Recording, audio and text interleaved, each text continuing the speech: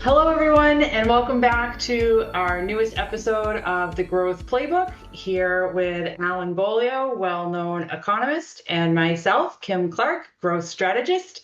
Today, I'm excited. We're going to be talking about the US dollar and just really diving into strengths, weaknesses, obviously from Alan's perspective, because I'm not the economist on today's episode, and so I won't have much to contribute in terms of economic impact and potential future for the US dollar. My main goal in today's participation of our conversation, which will carry over into next week, is more so what can business strategists do now knowing this information? And that's really where I'll be asking just thought-provoking questions of Alan to give you actionable strategies you can employ in your business based upon his insights that he's going to share with us today. So, hi, Dad. Welcome back to our newest episode.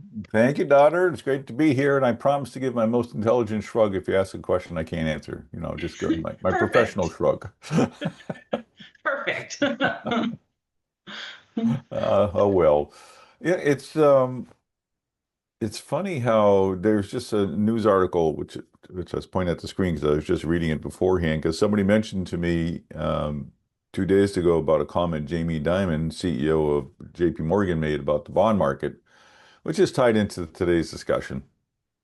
And we'll get to that. But and then I was reading about the Taiwan elections and the pro-China faction that remains in government, and that whole China-Taiwan thing, what that all means. So I mean, all of that is just to say that this is all one thing. The dollar doesn't stand off here all by itself. It's in the construct of the world and what's happening in the world. So if the world's a real dangerous place and seems to be falling apart, then there's a desire for the dollar because we're the strongest economy on the planet, arguably the strongest military and the safe haven, if you will.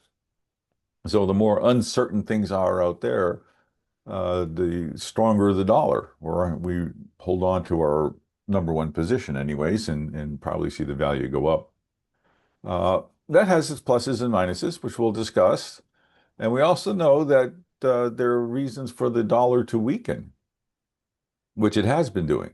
Um, and we'll talk about some ramifications and implications of that as we go along too. So I'm going to try to make it not economic speak, and I'm going to try to talk about why it's important, what it means to different people and importers, exporters, consumers, everyday folk. And it's something that happens that we don't see. Most people pay zero attention to what the dollar's doing, but can certainly be an impact on our economy. I also want to talk to you about the BRICS. That was a very popular question. What about the BRICS and BRIC for those who are not aware? And They're not building their things. yeah, their move to replace the dollar as the reserve currency of the world. Will that happen? Won't it happen? We'll talk about that. And I also want to move into another aspect. It's not the value of the dollar, but the money supply, because that's extremely important too. And I think all that will have an impact on businesses and on the world, maybe as much on investments as it does on businesses. And so people might have some information they can take to their wealth advisor or to our friends at Bellwether Wealth and say, I just heard Alan and Kim talking about this. What's that mean for me? And so give them some ammunition to protect themselves as they go forward. Because the last thing you want to be doing is seeing your stock portfolio drop precipitously in a few years and watch the dollar crumble and say, what happened to my life savings?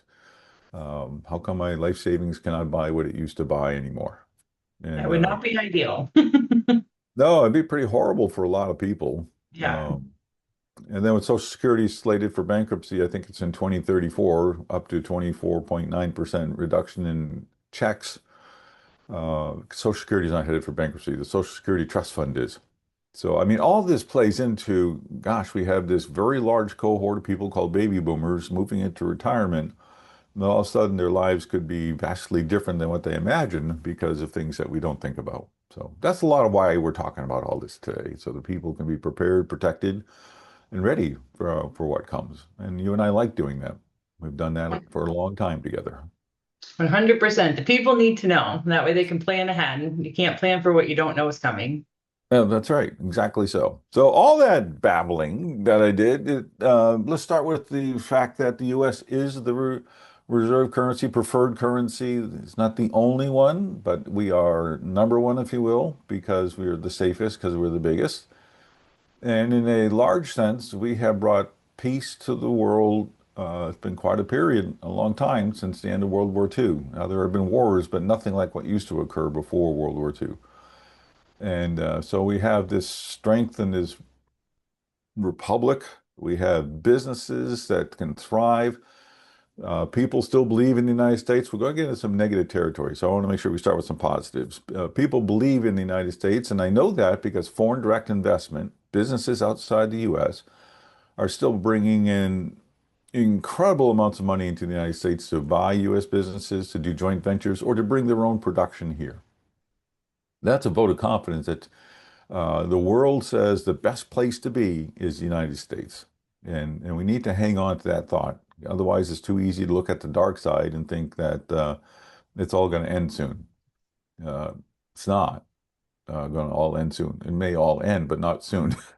So, so if you ever want to know what's the barometer of how the world feels about us, you could look at the dollar, or you could look at the foreign direct investment. You can Google that and see what goes into which nation on an annual basis and see that we're number one and say, all right. Then if you want to go a little deeper, you can look into the reasons why people come back to the United States or come to the United States. It's a very interesting list. And you can say, okay, these are good things. That's still true here. And so they'll still continue to come in. And again, that's just so that we have a foundation so that we're not starting from fear, but from, all right, things are looking pretty good right now, so let's not panic because we could lead to a panic mode here if we're not careful. Sorry, I didn't mean to cut you off. I had a question that popped into my head. Do you have some of those reasons in your mind that you just know off the cuff versus the audience doing some of that research? What are some of those reasons other than things you've already mentioned? Yeah, supply line safety, supply chain safety is one of them. And right there with your customer base. Um, People that come to this country do so. One of the top reasons actually is because we have rule of law and they're not afraid. They're not afraid that the government's going to try to extort bribes from you. The government's not going to steal, well, it's called nationalizing, but we would call it stealing their property and saying, oh, it was your factory, now it's ours. I'm sorry about that, but we need it. That sort of thing. So there's this safety here, and there's a very strong capital base and a very strong financial system, banking system in this country. All of that is important to businesses. Years ago, I was talking to I guess I can say it now, I didn't do any insider trading on it, the then uh, head of GE's appliance division about why they were coming back to the United States. And he says, nothing to do with patriotism. He says, I talk to the unions and I can make these washing machines and such here for the same price that I can in China without the risks, without all the things that I just talked about. He said, so why would I continue to make them there when I can do it here and be right here where I'm selling them? And that sort of thing goes on. Now, as it turns out, they sold that part of their business. So they're not still, I think the label is still on it, but somebody else. But the reasons of patriotism are pretty low on the list. I think you got to get down to number 10 or more before you find patriotism. So whenever there's a call to patriotism to bring business back to the United States, it's like, that's not why they do it. They do it because it makes sense. Right? Uh, you can't say to your shareholders, I'm doing this because it makes me feel good. Now, from your point of view, it's a good marketing thing. If Sure. your audience wants something made in America, I don't know how many people that's important to and how many don't. That's your gig, not mine. Is it important? Is it not? Uh, I tend not to buy things from China just because I think the Chinese are not our friends. Uh, but that doesn't mean I look for made in America either. Because I think Canadians are our friends, and Mexicans are our friends, and different nations are our partners in life. So I don't try to beggar them just because it doesn't say made in America, that type of thing. Okay, so I guess I've wandered here a little bit, but that's the kind of the construct of all of this is what's going on in this country is still good, it's still strong, and still valued. So let's not think in terms of a dollar collapsing immediately. What does it mean when a dollar goes down and the dollar goes down in value is that whatever we're buying outside the country, the cost has just gone up. Because if $1 equals just about €1, okay, that's one thing. But if all of a sudden the dollar weakens and that dollar only buys 0.852 euros, all of a sudden now it is more expensive for me to go to Europe and buy things if I'm paying in dollars. So what if I was paying $10,000 before, now I'm going to pay more than $10,000. And if I buy $10 million worth of things a year, that's a big difference. And all of a sudden that's changed my cost basis. And I can either eat it or I can pass it along to consumers, B2B or B2C. Now, it's interesting to note that uh, right now, a lot of businesses are swallowing the cost of tariffs rather than passing it along. And the producer price index is flat, but that doesn't count imports. The CPI, which does include imports, is going back up, creeping back up. So there's still some inflation coming in, part of which will be from tariffs. But when businesses stop swallowing the tariff, they're going to pass along price increases, and we're going to find more inflation. Now, I switched from dollar to tariffs, but it's the same principle. All of a sudden, if that exchange rate continues to weaken from a US perspective, so I have to pay more to get what I want out of Germany, I may swallow it for a while, hoping that the pendulum will swing the other way. But if it continues on, my profit erosion is real, and I have to protect the profit erosion because I have stockholders and I have the stock market, to answer to and all the rest of that. So it's a big deal. And my ability to take the pain it can only last for so long unless it's a very small little plastic part that I have as part of a much bigger thing, in which case I go, who cares if that went up 2 cents? But if it's ball bearings that I need for making this bigger thing to put in this even bigger thing, then it's a big deal. So it all depends on what it is you're buying. But for a lot of people, it becomes a pain point. You pass it along, it's called inflation. So a weaker dollar can lead to inflation because of imported goods. We make a whole lot of things in this country, but we import a whole lot of things too. So it can easily add some inflation. I'm going to pause for a minute, Kim, and I can say things now that I couldn't before. So here's how this works, right? All of a sudden you'll find somebody stand up and go, that's why we need to make it in this country because, we won't have those pressures.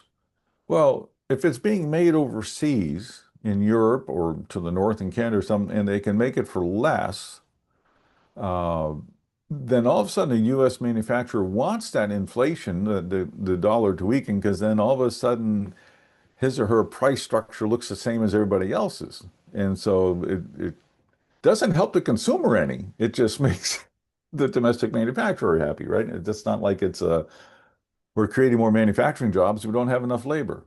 It's not like we can all of a sudden throw up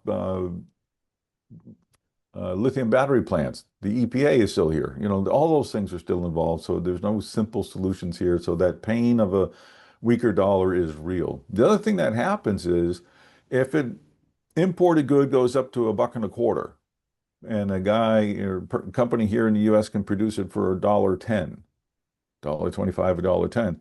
Do you think that company's going to stay at $1.10? No, they're going to go to $1.20. That way they're still underneath the import, but they've increased their profit margin. And so to think that just because it's made here means that it's going to stay inexpensive and there won't be any inflation on it is not how business works. So weaker dollar, inflation brings about eventually interest rate rise, enough interest rate rise, and all of a sudden you have yourself tougher economic times. People can't buy homes, cars, businesses can't buy equipment, on and on it goes. So a weaker dollar it can eventually bring along those problems um, to consumers, to businesses, and uh, in the end, it's because people out there in the world have lost confidence in the U.S. And they lose confidence in the U.S. because of economic policies. Um, the big one right now is our debt. Over 30, I just saw the sign yesterday, $36.6 trillion in debt. And the big, beautiful bill you and I have talked about is going to add, depends on who you talk to, so let's call it $5 trillion in over 10 years. That's quite an increase. Let's call it the low end is 2.7 trillion. It's still quite an increase. And the world's beginning to go, can they handle that? Because they Yeah. look what our debt payments are, interest payments are. And so that uncertainty says, well, maybe I should have some Canadian dollars. Maybe I should have some other currency as well, some other of the reserve currencies of the world, just because the United States looks like they're getting a little fruity here. Uh, and economic policies that disturb world economy, like tariffs, can make people uncertain. Uh, if it looks like we're going to be going to war and we're going to be seeing tax increases and stuff, that can make people nervous. I mean, there's a whole lot of reasons why businesses, investors in the bond market can get nervous over the US and have it show up in the dollar. Since January, we have gone from basically parity with the euro down to, 0.852, like I mentioned earlier. That's been more sustained, and it's because of the uncertainty caused by some people and their economic policies. Well, I'm glad that Um, you circled back around to that. Actually, I wrote that down to 0.852 because you had said, for instance, 0.852. So that's a very specific number to be a for instance. So just that's for curiosity's sake, I was wondering, is that the actual or? yeah, that's the real one. Okay. Yeah. Yesterday was 0.85. So that's the negative side of a weaker dollar. The positive side of a weaker dollar is or can be for exporters. Hmm. Let's tackle that for a minute. Let's make sure our audience also knows that the United States is the second largest exporter of goods in the world. When I would sit on an airplane and people go, "What do you do for a living?" I would say economist. And they have no idea what an economist does. So they just, say, "What's the stock market going to do?" I go, "I don't know. I'm an economist." So I actually started saying I sell life insurance because nobody wants to talk to that guy. So I just, That's awesome. but they would say things like, "Well, it's too bad we don't manufacture anything in this country anymore." I go, we're almost at record high levels of manufacturing in this country, and we are the second largest manufacturing nation in the world. China's number one, but you would never guess that America is number two, would you? You think it's Japan or some other nation, but it's the United States. They go, "Well, we can't sell anything overseas. It's so expensive here." I go, "We're the second largest exporter of goods in the world. Don't tell me we can't sell things around the world. I know differently." And we're powerful, and we can make things at a cost that people want to buy because we don't make the cheap end goods. We buy and make expensive, complicated, high-tech things that people around the world want to buy. So it's amazing what people don't know. Okay, so we had this is a the export of goods, if memory serves me correctly, comes to about 10% of our GDP. So it's a big thing. So all of a sudden, if there's a boost to that, well, that can help the economy and things can balance off that way. But you still have inflation coming in, but you have some people who are doing well because they sell Harleys into Europe and they sell machines into Europe. And I just ran some numbers to give it a for instance. If you have a $30,000 Harley, back in January, it would have cost just under 30,000 euro. Now, if you were to buy it, $30,000 Harley at today's exchange rate, it would be 25,590 some odd euros. So that's a big difference. Yeah. So all of a sudden, Harley's happy. Now there are tariffs on Harley, so I'm ignoring that part of the equation, but all of a sudden it seems like Harley sales could pick up. Um, and outperform in price versus performance other brands of motorcycles that are out there. And that can be for a whole lot of other things. So it's a run, it's a win. And that makes me think of really quickly, if I may, from a business strategy perspective, you know that you're taking on these tariffs and so you're having increase of cost in one area, but you see an opportunity for targeting a different potential area so that way you can help not offset, but I guess yeah, kind of offset on both sides of the coin. So I think just maybe from like a marketeer's perspective or just a chief revenue officer or just any of those strategy positions, knowing where to target to help offset some of the pressures you're feeling in other areas too. Yep, to the extent you have that kind of flexibility. Yeah. A lot of people, their main trading partners are in these 10 countries. You can't all of a sudden switch to the 11th country. It can take years to develop that market. And so it depends on your customer base and how nimble you are. Yeah. Yeah. Well, and also I know like our ITR's forecast for like exchange rates and stuff only went what 4 quarters on a rolling basis into the future, but just having maybe some sort of foresight as well is helpful versus just I'm feeling this now, I'm seeing the 0.852 right now, but engaging with some sort of a firm to help with foresight, even if it's only 4 quarters into the future. I think it was 4 quarters. I know that the confidence level was higher at 6 months, but even that gives you some window.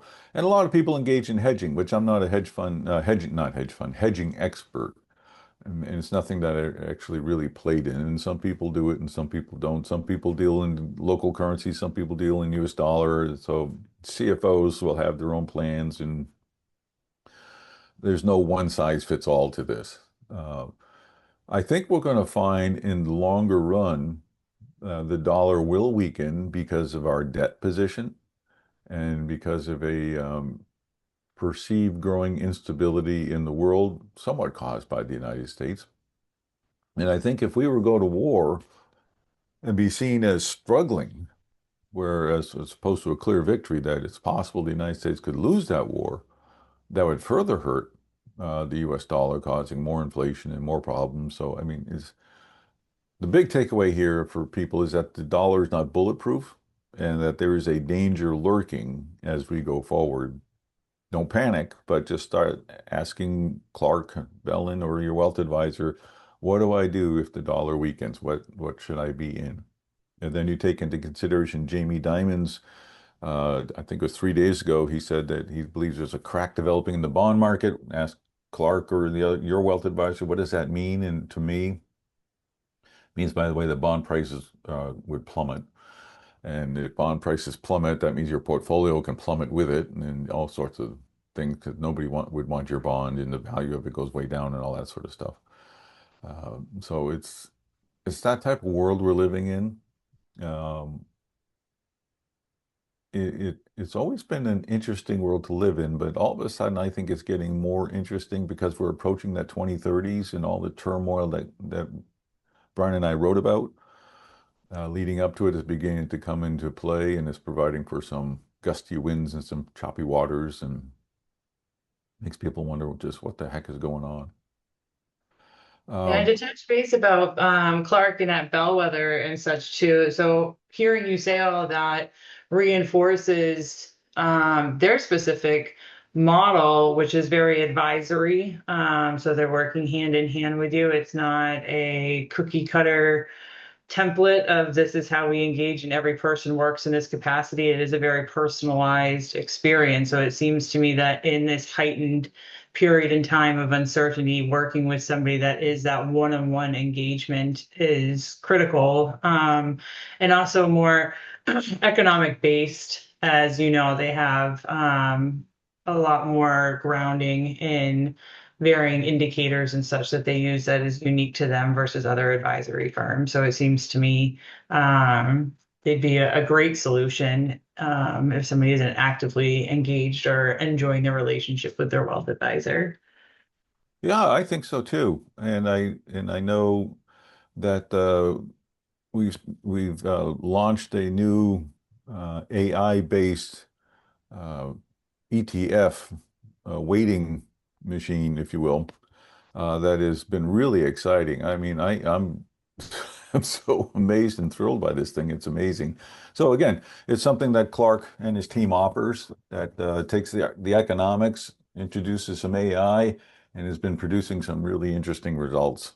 So you can get ahead of all this, so that you're not one of those that go, crap. you know, I thought I was safe in bonds just to find that my bonds are not worth what they used to be worth, and therefore my life is not what I thought it was going to be, and blah, blah, blah. So, Awesome. So for the audience listening in, I know we're not the wealth advisors, and Dad is sharing the economic perspective of his expectations for the US dollar, but shameless plug for Bellwether. They're a great group to work with. We've known them for many, many years and recommend reaching out.